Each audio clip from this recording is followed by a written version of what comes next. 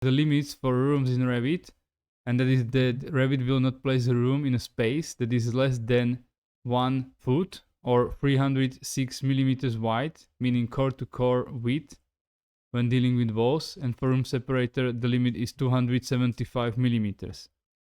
So what this means is that if I go with my wall and let's zoom it, let's create walls like this, and I will dimension it. So this is being calculated from core to core. So if I go like this and I place my room in here, you can see that it can be created. But if I put this to be 307, it is still working. But if it is 306, you can see that room is not in a properly enclosed region, and into this space, which is now for me like 106 millimeters, I cannot actually place a room, even though if I would like to put it there. And the limitation is not like the length or the smallest space, but the smallest of the dimensions. So we can see that this is, let's go here, this is like almost 5 meters, but it doesn't matter because this one from center to center is 306 millimeters, which is the limit for the algorithm in Revit to calculate the rooms. And the thing around this is that if you go, let's say if I make these smaller ones, let's say 100 or 90 millimeters, and I go core to core to be 306, now you can see that it is not calculating either, but the gap between here is even bigger. It's 216 millimeters.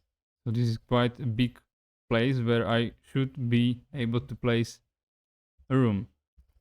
Then there is another trick, and that means that if you make a wall which is thicker than this 306 divided by 2,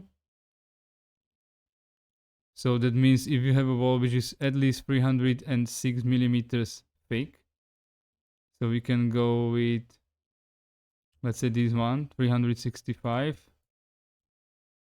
and 375. Now you can see that the room is created. This space in here can be,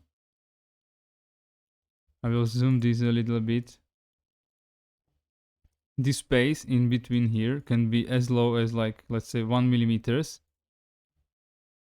or 1 millimeter, and you can see that the room is still there. It is created. It was able to calculate it. It's super small, but it's there. So the limitation is not the dimension of the space you want to place the room yet, but the distance between the core of one wall and the other wall. So I can go back to this to be 20, and let's go like 30. So this is the smaller one. And for the room separation, if I go with my room separator here, and let's create the same thing, and let's place a room in here, the limit should be 275 millimeters. So if I go from here to here, and I go with,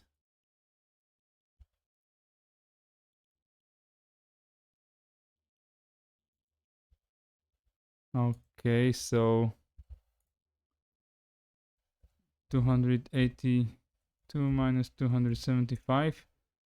Now we can see that the room is not in a properly enclosed region because it is 275. If I move it only 1 millimeter here, you can see that I can create it.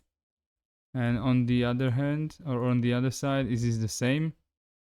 And again, it doesn't matter how big the next dimension is. If this one is smaller than the limit, you can see that I'm not able to create a room in here. So if I go like this, and let's go equals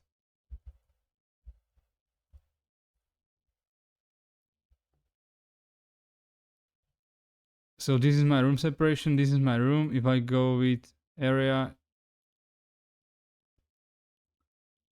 you can see that the smallest one which I can create it is 276 millimeters to 276 with room separation, and with the walls is this limit of 306 millimeters between core and core of the wall.